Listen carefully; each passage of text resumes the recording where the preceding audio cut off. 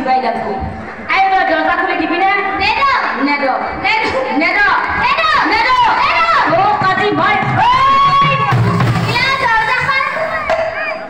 দরজাটা খুলে পেলালে মাপ আৰু খাই লোৱাৰ পাছত মতা মানুহবিলাকক কোনোবাই গ'লে পাৰে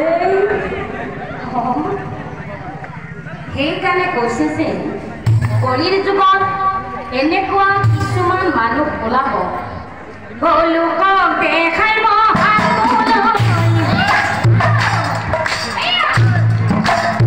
নীতি শিক্ষা দিয়ে আনক কিন্তু তাৰ মনত সদায় চিন্তা থাক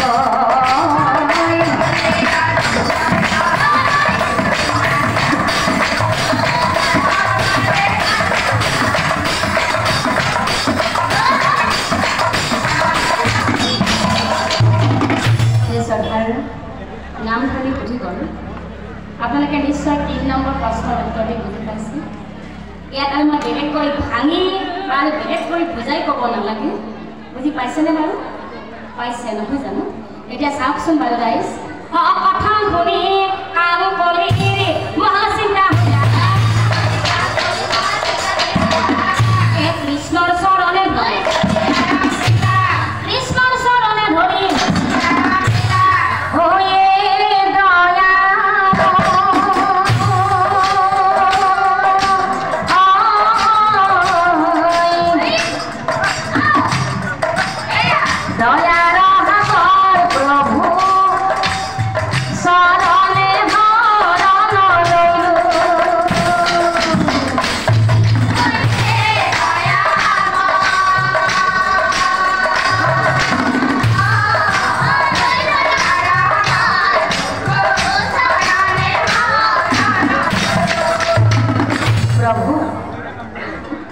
মই গম পাই গলো যে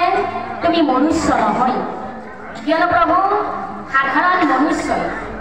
সাধাৰণ মনুষ্যই এই ৩টা প্ৰশ্নৰ উত্তৰ কেতিয়াও দিব নোৱাৰে গতিকে প্ৰভু জানিলো জানিলো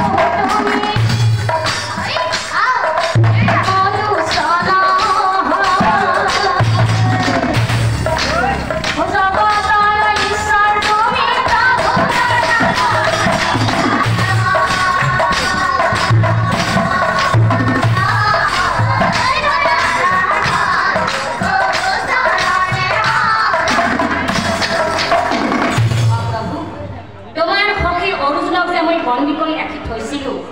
সেই অৰ্জুনক মই এতিয়াই মুক্তি কৰি দিছোঁ প্ৰভু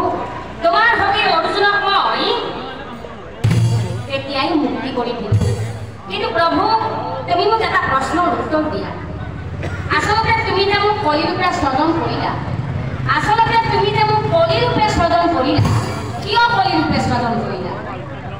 আৰু তেতিয়া শ্ৰীকৃষ্ণই হাঁহি হাঁহি কলিক চাই কৈছিল শুনা কলি তোমাক মই কলিৰূপে কিয় স্বজন কৰিলোঁ জানা এই পৃথিৱীত আছে জানা বহুত জীৱ আৰু জীৱন আৰু প্ৰতিটো জীৱৰে একোটা মন আছে আৰু প্ৰতিবিলাক জীৱই ভাল আৰু বেয়া কাম দুটাই এই সকলোবোৰ বেয়া লগ লগাই মই তোমাক কৰিলোঁ আৰু শুনা কলি তোমাক কিন্তু মই এটা বৃহৎ গুণ অৰ্পণ কৰিলোঁ কলি তোমাক মই এটা বৃহৎ গুণ অৰ্পণ কৰিলোঁ যে এই কলিৰ যুগত কলিৰ কালত পাপৰ সাগৰত থাকি হাজাৰ ব্যস্ততাৰ মাজতো যোনে নেকি সদায় নিস্বাৰ্থভাৱে পুৱা আৰু গধূলি হৰিৰ নাম গুণানুকীৰ্তন কৰি থাকিব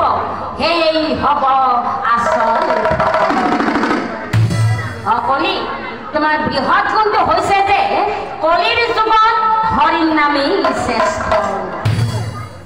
কলি হীৰা